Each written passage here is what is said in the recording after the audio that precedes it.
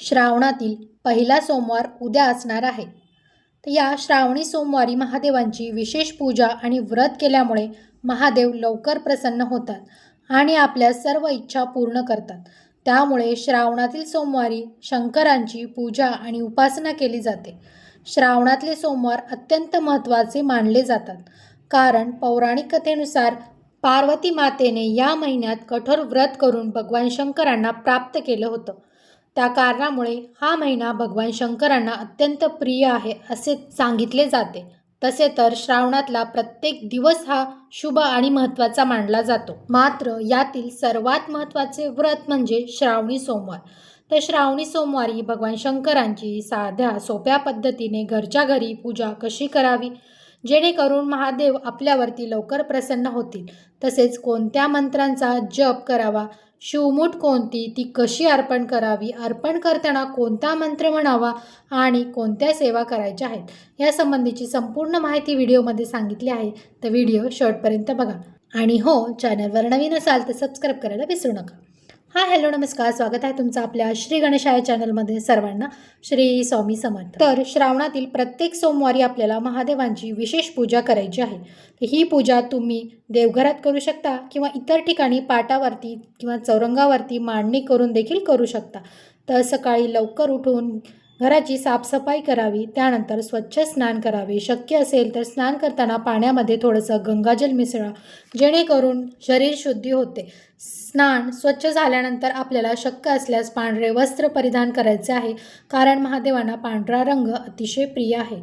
त्यामुळे महादेवांची पूजा करताना शक्यतो पांढऱ्या रंगाचे कपडे घालावेत. जिथे पूजा मांडायची आहे तिथली जागा स्वच्छ करून घ्यावी. संपूर्ण घरामध्ये पूजेच्या ठिकाणी गंगाजल शिंपडावे.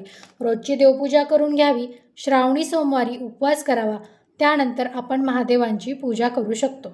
आता पूजा कशी करावी? तर पूजेसाठी पाट किंवा चौरंग घ्यावा. त्यावर शुभ्र वस्त्र अंतरायचे आहे. प्रथम दीप प्रज्वलन करून घ्यावे. दिव्याला हळदी, कुंकू, अक्षदा, फुलं अर्पण करावी.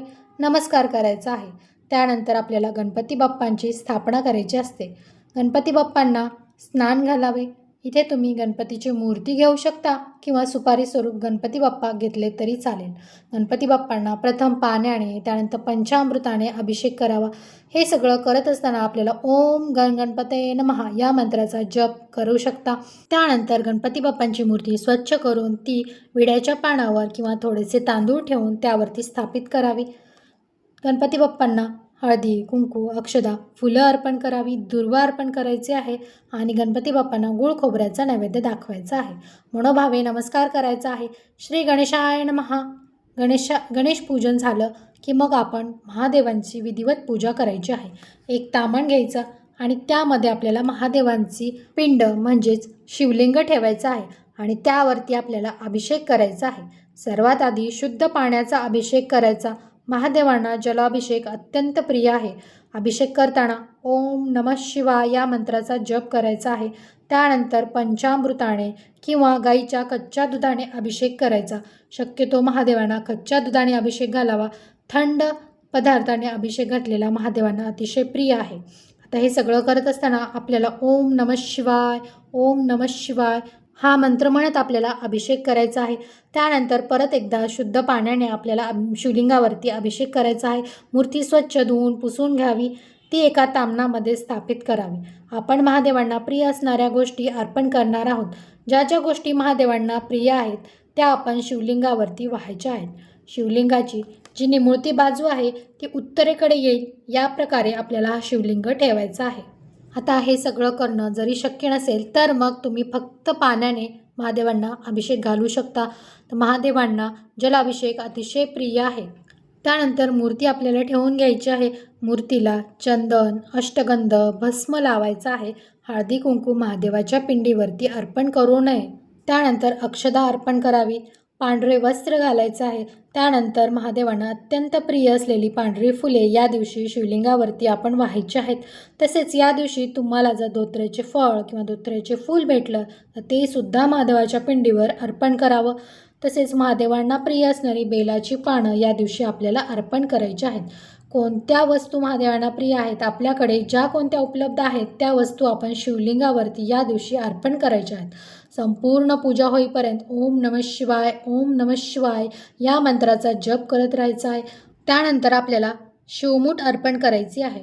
प्रत्येक सोमवारी महादेवावर वाहिल्या जाणाऱ्या शिवमुठीचेही महत्त्व अत्यंत वेगळे आहे. त्यामुळे त्या सोमवारी त्या धान्याची मूठ शिवलिंगावर अर्पण करावी. तर संपूर्ण शिवपूजा झाल्यानंतर आपल्याला शिवमूठ अर्पण करायची आहे. पहिल्या सोमवारी तांदळाची शिवमूठ आहे, त्यामुळे आपल्याला एक वेळ पूर्ण मूठ भरून धान्य घ्यायचं आहे. जे तांदूळ तुम्ही शिवपिंडीवरती अर्पण करण्यासाठी घेणार आहात ते चांगले आणि स्वच्छ असावे, खराब किडलेले नसावेत. ते तांदूळ आपल्याला थोडेसे ओले करून घ्यायचे आहेत. मूठभर तांदूळ घ्यावे आणि त्यावरती दुसऱ्या हाताने आपल्याला थोडंसं पाणी सोडत ती शिवमूठ आपल्याला शिवपिंडीवरती अर्पण करायची आहे आणि आपला जो अंगठा आहे तो वरच्या बाजूने ठेवायचा आहे. तर अशा प्रकारे आपल्याला ही शिवमूठ अर्पण करायची आहे. आणि शिवमूठ अर्पण करत असताना आपल्याला एक मंत्र म्हणायचा आहे, तो असा: शिवा शिवा महादेवा, माझी शिवामूठ ईश्वरा देवा. हा मंत्र आपल्याला म्हणत शिवलिंगावरती शिवमूठ सोडायची आहे. तर अशा पद्धतीने मंत्र म्हणत क्रमाने 3 वेळा आपल्याला शिवमूठ अर्पण करायची आहे. आणि संपूर्ण पूजा होईपर्यंत आपल्याला ओम नमः शिवाय, ओम नमः शिवाय या मंत्राचा जप करत राहायचा आहे. त्यानंतर काही सेवा ज्या आहेत त्या आपल्याला या दिवशी करायच्या आहेत. आता बरेच जण शिवलीलामृत या ग्रंथाचं पारायणसुद्धा करत असतात, परंतु जर पारायण करणार नसाल किंवा ते शक्य नसेल तर आपल्याला शिवलीलामृत या ग्रंथाचा जो की 11वा अध्याय रुद्र अध्याय म्हटला जातो, या अध्यायाचं पठण केल्याने रुद्र पठणाचं फळ मिळतं आणि आपल्याला ब्रह्मानंदाची प्राप्ती होते असं म्हटलं गेलं आहे. त्यामुळे श्रावणातील दररोज आपल्याला शिवलीलामृत या ग्रंथातील 11वा अध्याय ऐकावा असं म्हटलं गेलं आहे. परंतु रोज करणे शक्य नाही, तर कमीत कमी श्रावणातील सोमवारी हा अध्याय नक्की वाचावा, ऐकावा. त्याचबरोबर आपल्याला बेल वाहत असताना शिव अष्टोत्तर नामावली म्हणायची आहे. म्हणजे शिवशंकरांची 108 नावं आपल्याला घेत एक बेलपत्र आपल्याला व्हायचं आहे.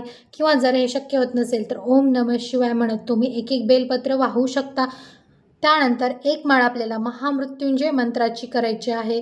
त्यानंतर ओम नमः शिवाय हा एक माळ मंत्र जप आपल्याला करायचा आहे. आता ह्या सेवा कधी कराव्यात तर बघा, भगवान शंकरांची सेवा करण्याचा सगळ्यात सर्वोत्तम काळ कोणता असेल तर तो आहे प्रदोष काळ.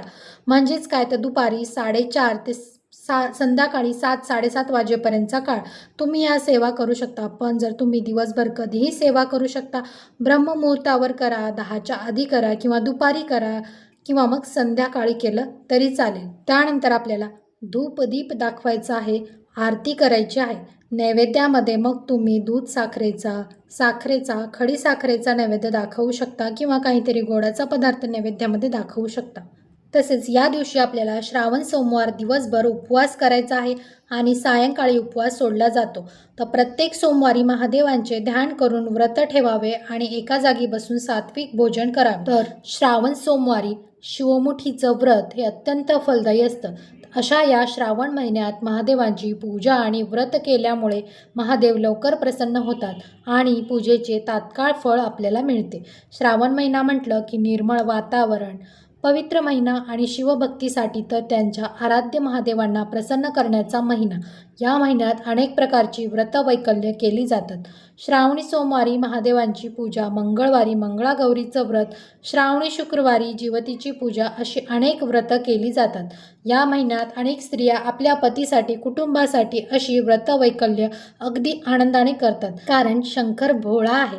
त्याच्या थोड्या जरी उपासनेने, पूजेने ते आपल्यावरती लगेच प्रसन्न होतात आणि आपल्याला इच्छित फळ देतात. अशा प्रकारे श्रावण महादेवांचे पूजन, नामस्मरण, उपासना करण्यासाठी सर्वोत्तम मानला गेला आहे.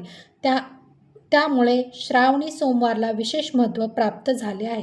अशाच पद्धतीने आपण महादेवांची घरच्या घरी अगदी साध्या सोप्या पद्धतीने पूजा करायची आहे आणि जमेल तेवढ्या जास्तीत जास्त सेवा आपल्याला या दिवशी करायच्या आहेत. चला तर मग मी इथे व्हिडिओचा एंड करते. तुम्हालाही माहिती कशी वाटली, माहिती आवडली असेल तर व्हिडिओला लाईक, शेअर आणि अशाच धार्मिक व भक्तिमय माहितीसाठी आपल्या श्री गणेशाय चॅनलला नक्की सबस्क्राईब करा. श्री स्वामी समर्थ.